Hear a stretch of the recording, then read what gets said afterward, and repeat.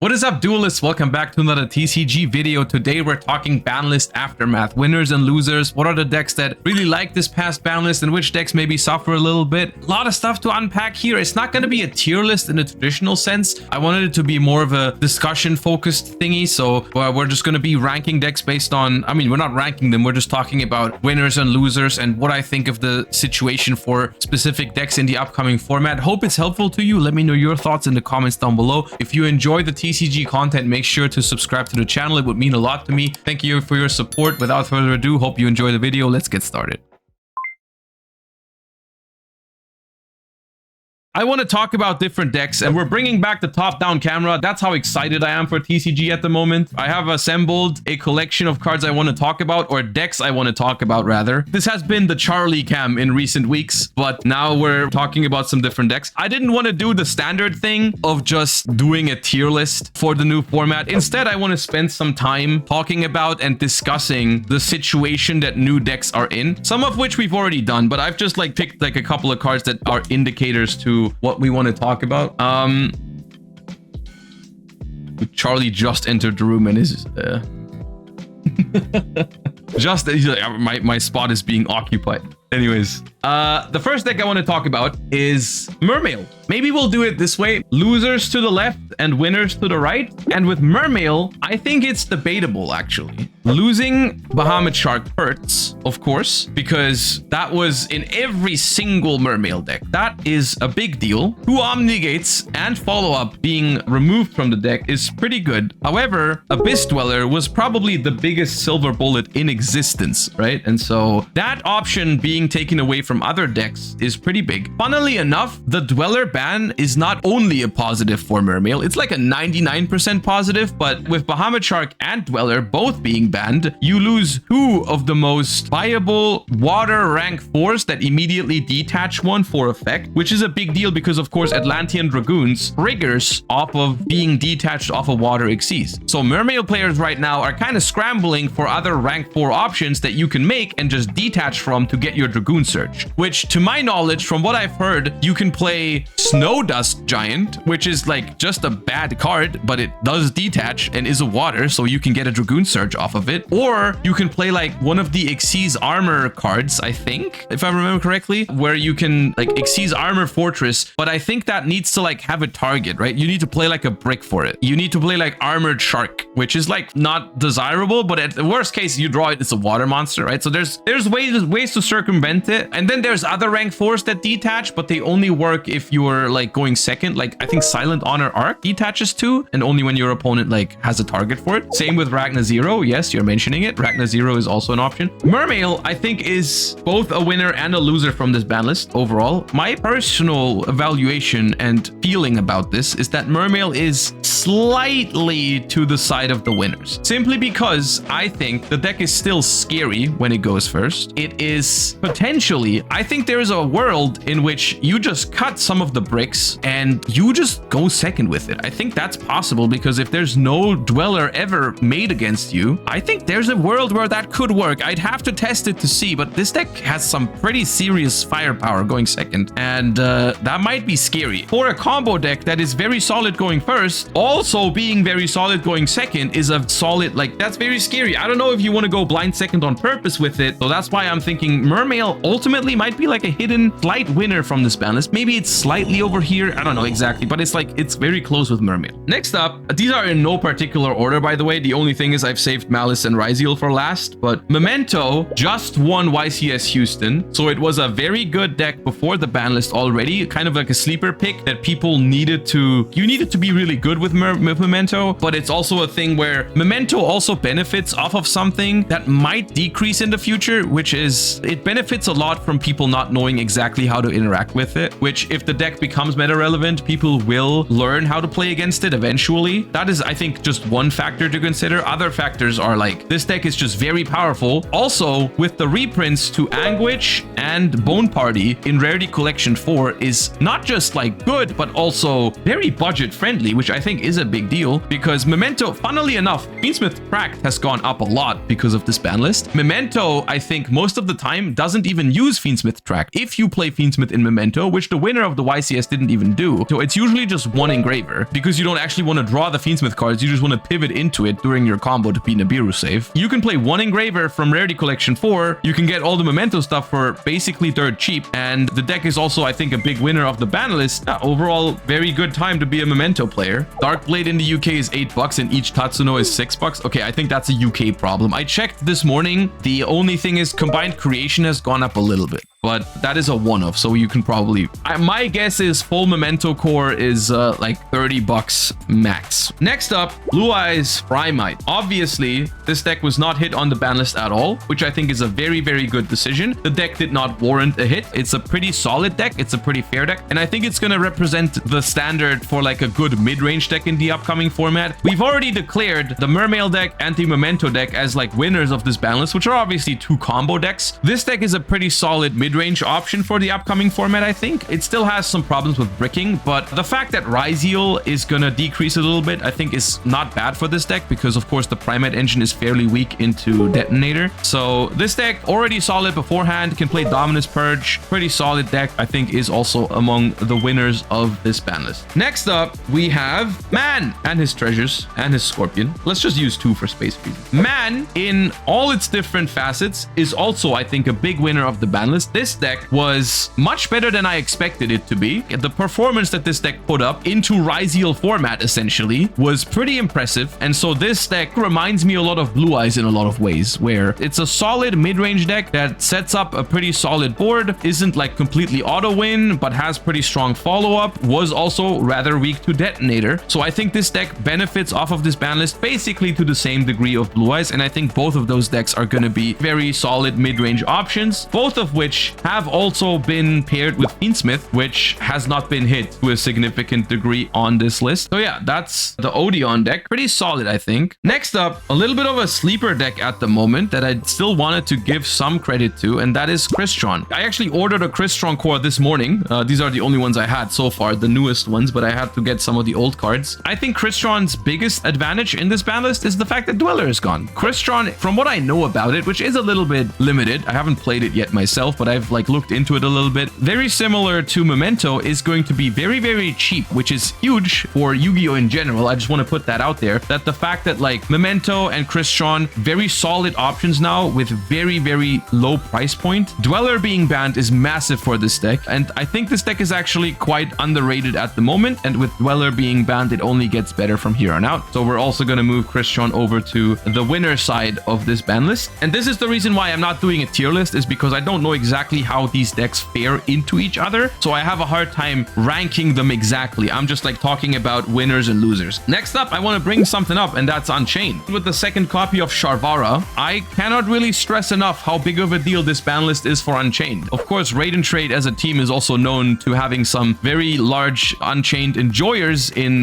Daniel and Nico, and they were already cooking. Literally, I saw they were on a call in Discord yesterday. I joined, and the first topic was Unchained. This deck is still very powerful in its core. Unchained was a very, very strong deck. Unchained Fiendsmith, of course, that being said. The second Sharvara matters a lot for this deck. The third Sharvara would be nice, but the second Sharvara is huge because a lot of lines, if you draw Sharvara, you want a second one. In general, having the second one matters for some lines. Dweller being banned is big. Shifter being limited is big. I don't know exactly how good it's going to be, but I think without a doubt, Unchained is something that you can definitely cook with again and do well with again. It's pretty good, man. Like the Ryzeal matchup for this deck just got infinitely better because I don't think Unchained cares about Detonator. It was always the Dweller that you cared about. And so Unchained Fiendsmith might be a deck that can even break boards with Engine in this upcoming format, depending on what kind of decks people are playing. Let's get a loser in here. Oh, there's not that many more. We can just go for the next ones. I did want to mention this deck real quick. I don't know how big of a deal it is for White Forest, this ban list, but not much was on here. One thing worth pointing out is that Deception of the Sinful Spoils materials is one of the bigger plays for the Azamina package. Makes it so like less detonator is good for this deck. Less dweller is all right, I suppose. This deck did care about dweller a decent amount. I don't think this deck is on the same level as these others in terms of winning from this ban list. I'll put it slightly to the right because like it's definitely not a loser of the ban list. So it helps a little bit. It's a fine ban list for White Forest. Dinkabui enjoyers rise up. Fire King, no dweller. Big deal, I think. Theoretically, if this deck was already capable of winning a YCS before dweller, then surely it cannot get worse after. The one thing that makes me not put it right over here is the fact that like I feel like the deck after the YCS win, it has kind of fallen off. People tried it for the weeks after, but then it didn't really convert. Blue Eyes, Memento, Odion, even Crystron are all decks that were already like topping. These three topped YCS Houston, Crystron topped YCS Buenos Aires. These decks were not necessarily popular, but successful. Fire King after Birmingham, not so much anymore. Whether the deck can live up to its hype after the dweller ban remains to be seen. I just think if you want to play a graveyard-based grindy deck, you'd probably be better off going for Unchained or Crystron because they just seem more consistent. But overall, it definitely doesn't hurt to have dweller banned, right? And then a deck, I'm a little sad about calling this deck a winner of this ban list, but I have to, unfortunately. Yubel basically goes completely untouched from this ban list. And this is the main reason why I really wanted to see the Moon of the Closed Heaven ban, because it would have forced decks like Yubel to actually draw the Fiendsmith cards and not just pivot it into the, like, within the combo. It's hard for me to say because this deck is still powerful. The end boards it can make are still crazy. It does have only one Phantom, which matters a little bit, but not that much. Fuvalos exists, and that's a big deal. Fuvalos is an important counterpart to Yubel. The fact that like most meta relevant decks got a hit, but Yubel didn't, does make it a winner of this ban list, and I'm scared of it a little bit. I don't know exactly if it's going to pull through. This deck is still not great at going second. It's a powerful deck that I would have liked to see a hit. Not on this ban list, because right now it didn't deserve one. Yubel was nowhere, basically. I think Patrick Hoban topped some YCSs with it, which goes to show it can still perform in the hands of a good player. Overall, it wasn't really popular, so I didn't expect a hit right now. I would have liked a hit on the previous one where they hit Snake Eyes. I wanted a hit to Yubel as well. Or a Fiendsmith hit would have probably also handled this problem. And now, so basically, we've talked about all of the winners of this ban list. Let's talk about the two obvious losers. Let's make some room here and talk about Ryzeal and Malice. Okay, and the first part of this discussion is going to be Ryzeal and Malice right now, before Alliance Insight. And then we're going to talk about what exactly is going to happen after Alliance Insight to these decks, right? So Ryzeal, of course, there's two parts to Ryzeal, right? There's the consistency part, and then there's the detonator to one part. So previously to this ban list, if you were playing pure Ryzeal, you had this amount of Ryzeal starters before 7th Tachyon came out. But then once 7th Tachyon came out, you could play like an arbitrary amount. Like you could play as many as you wanted, basically, right? You could play like 6 more with 7th Tachyon if you wanted to. Out of this package, you lose this, this, this, and this. 5 cards out of 12 are just gone, which is massive, right? So like you go down to 7 here, and Sword Ryzeal is already not the best starter. On top of the fact that I believe that all of these cards being semi-limited does kind of incentivize you not to play Pot of Desires anymore, which was in some Ryzeal decks a very popular option. For example, the one that was second place at YCS Houston also chose to run Desires instead of 7th Tachyon. But if you look at a ratio of 2-2-2, I think that feels a little bit too risky to actually play Pot of Desires in the deck. So that technically also is a downgrade, is that you no longer have that option. At least I think it feels very risky. So I'm not sure if people are going to risk it, but I don't think you can risk banishing both of your swords or X or Ice, because the deck is very, very weak without. The reason why I think those are good for the game in general is because it's not strictly a consistency hit, because this is something that you can replace. You can replace these cards very easily by just playing 7th Tachyon and 7th Ascension, right? Shoutouts to me buying 7th Ascension just before they announced the reprint, by the way. Very good decision. Common Josh, Market W. You can replace the consistency. The consistency is not the problem. You can just do this. You gain a starter, technically, right? You lose 5, you gain 6. More starters. You also have Pot of Prosperity still. The consistency is not the problem here. The difference here is the quality of those cards, which means that drawing 7th Tachyon or drawing 7th Ascension is not the same. It means that Droll is much more impactful against your deck. It also means, for example, if you draw this combination, you only have one play. This does not play through a hand trap, right? Like compared to maybe before the ban list, this would have been sword plus ice, right? Sword plus ice plays through a hand trap all the time. Whereas like these cards are not the same quality. Also, of course, these cards are -1, which is a big deal, right? So this does not make the deck lose consistency. It just makes it lose card quality, which is good. It makes Ryzeal weaker. It also stops the splashability of Ryzeal, I think, because if you're playing Fiendsmith Ryzeal, you cannot play these cards. In Fiendsmith Ryzeal, you had like 6 copies of cards that would just get you to full Fiendsmith combo from the Ryzeal part, and that number is just cut in half. Now, if you want to do a Fiendsmith combo off of Ryzeal cards, there's only 3 copies in your entire deck that do that. I don't even know if people want to play Fiendsmith Ryzeal anymore. Of course, you can still draw the Fiendsmith cards, but pivoting into them with Ryzeal is a lot more difficult. And so Fiendsmith Ryzeal, I don't know if that's even a thing still with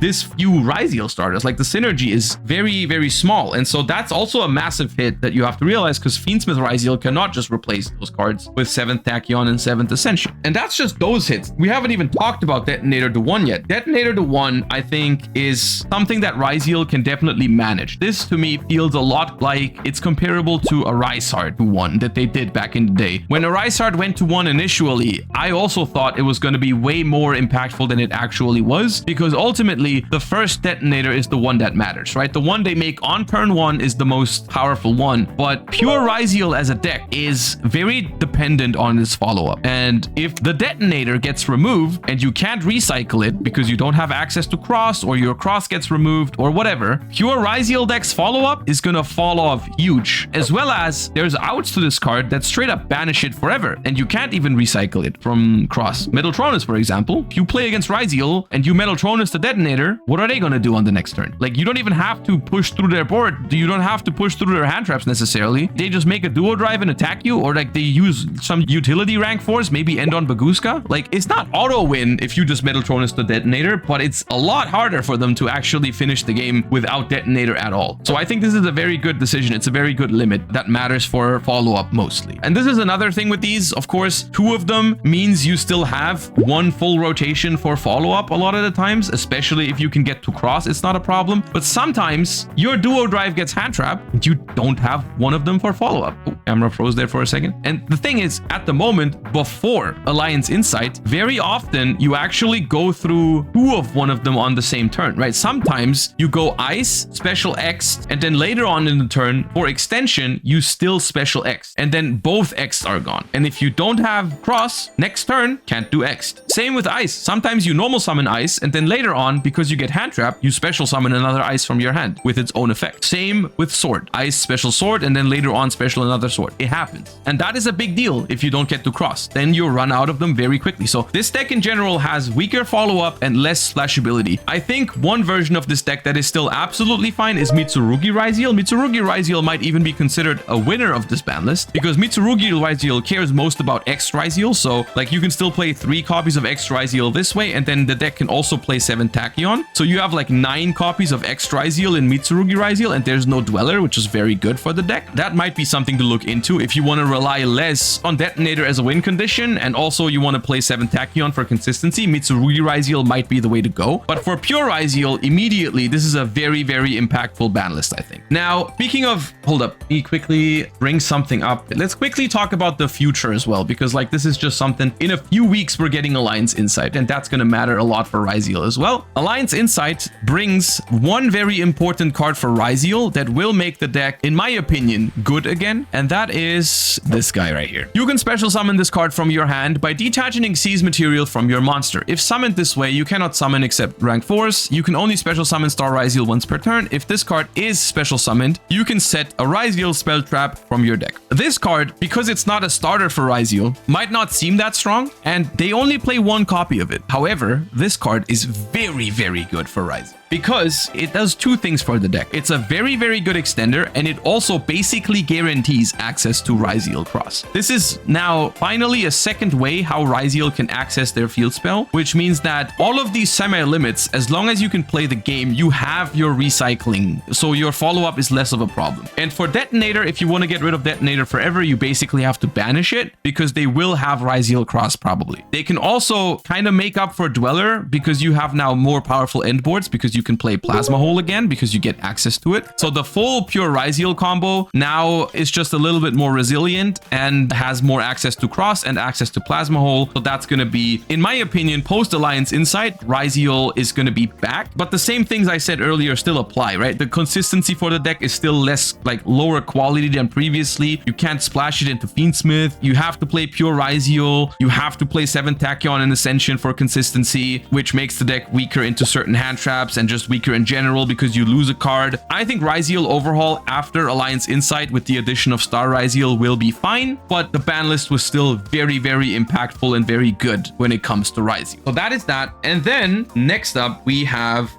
these guys.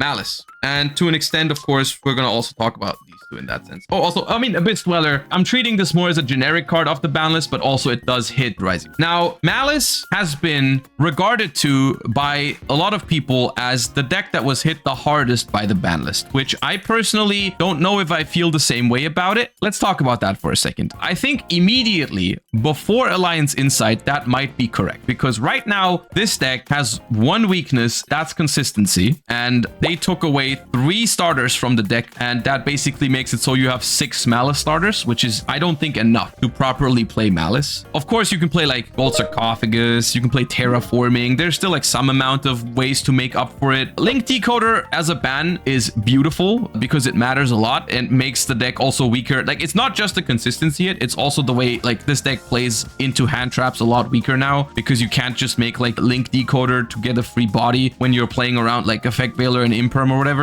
You don't have that option anymore. And then Griffin being not an option for the end boards anymore. I think this matters the least. It's a good ban, but the Malice end boards can still be good enough, I think. You can also make up for the consistency with Signet Mining, which is something that people will probably be forced to do now in Malice, but that's a good thing. It's the same thing as with Ryzeal. You're forcing people to play a consistency card that is more susceptible, right? Like, if you Signet Mining for a starter, you're weak to Ash, which is something that Malice was not very weak to beforehand. Like, Ash was not that good against Malice. And the fact that they have to discard to get going is also big. So that's nice, right? They can make up for the consistency with Signet Mining, but that's not the same quality, right? So you're not making the deck less consistent, you're making it worse, and that's good. Link Decoder ban is massive. The reason why hitting Malice hard on this ban list was a good decision, and that is completely without bias, by the way, because you know I don't like Malice, but the reason why it was a good decision is because that deck gets crazy support in Alliance Insight, way better than what Ryzeal is getting. Ryzeal is getting a one-off card in Star Ryzeal, and that's all. And you might think, oh, but like Malice also just only gets 1 or 2 good cards because like they get the new main deck monster, which is usually like a 2 of maybe, which is like Malice March Hare,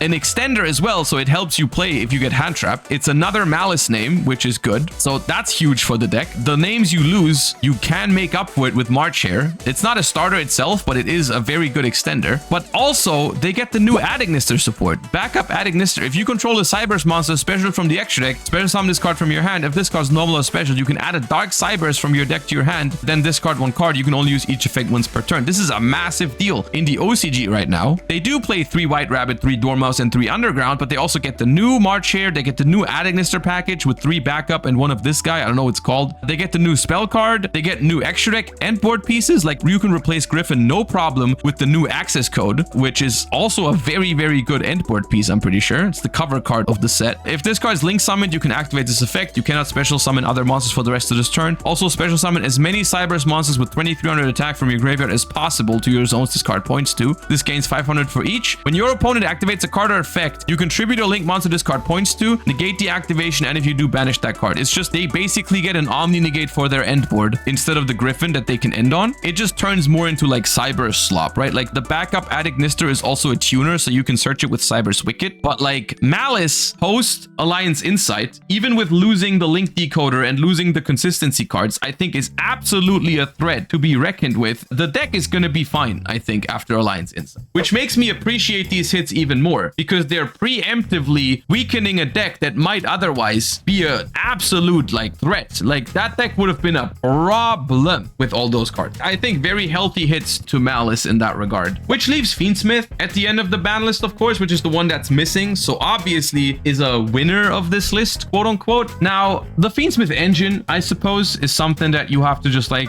it's going to be around for the next format. Funnily enough, the role of the expensive card has been switched. Engraver, because it's reprinted in Rarity Collection 4. I'm pretty sure Engraver is going to be very affordable. I don't know exactly how expensive it's going to be, probably a couple bucks, but the expensive one is now tracked because unfortunately they did not reprint this one, which is annoying. Also, Lacrima has been going up. But the thing about this deck is like, or these cards is, I look at these cards in two ways. On the one hand, we have the pure Fiendsmith deck, which absolutely fine in my opinion. Like pure Fiendsmith, I always liked that deck a lot. I thought pure Fiendsmith was cool. That deck I'm absolutely fine with. Fiendsmith as an engine, I would have liked to see a hit to it because it will make some of these decks a lot stronger. For example, I think Ryzeal is not going to play Fiendsmith anymore. Malice can play Fiendsmith and might play it. Most importantly, it's going to benefit a lot of these other combo decks. You've got Yubel over here that's going to use Fiendsmith. You got White Forest that's going to use Fiendsmith. Unchained is going to use Fiendsmith. I don't know if Crystron can use it, but like the Odion decks can use it. Blue Eyes can use it. Memento can use it. A lot of decks out here that you're probably going to play Fiendsmith in, which to be fair, even before the ban list, not everyone was playing Fiendsmith in these decks, right? The Memento deck that won the YCS did not play Fiendsmith. In Blue Eyes, a lot of decks did not play Fiendsmith. Odion, there was multiple versions of the deck. I'm pretty sure for Yubel, always going to play it. Of course, White Forest often going to play it. Unchained always going to play it. But like for the most part, this is something where I would have liked to see the splashability go down a little bit by hitting Closed Moon. I personally don't hate the Fiendsmith cards. I think they're fun. The gameplay behind them is fine. I don't like when they make combo decks unnecessarily powerful, which they do in the case of Yubel, for example. Whether that's going to be a problem remains to be seen. It's going to be a popular engine. I mean, there's no way around it. They're very powerful cards. I personally like them, so I don't mind that too much. Pure Fiendsmith might also just be a deck, right? Like, depending on what the format is, Pure Fiendsmith is probably a very adaptable deck. You have a lot of non-engine space in Fiendsmith variations. It's probably going to be part of the meta. That's the thing. At the moment, it's hard for me to evaluate. We've talked about so many different decks today, and most of them I declared a winner of the ban list. The format might just be very wide in the beginning, and it might just be very diverse, and that's something that pure Fiendsmith decks have a hard time dealing with, because when you're playing a deck that has so much non-engine, you got to play the right non-engine for the format. Let's say you played the same deck that we played for YCS Bologna last year. You play like a lot of hand traps. If they're not good against a lot of decks in the format, that's going to be a problem. But yeah, pure Fiendsmith, like Fiendsmith Bestial and Fiendsmith Musketeer, that sort of stuff, is going to be very good, I think.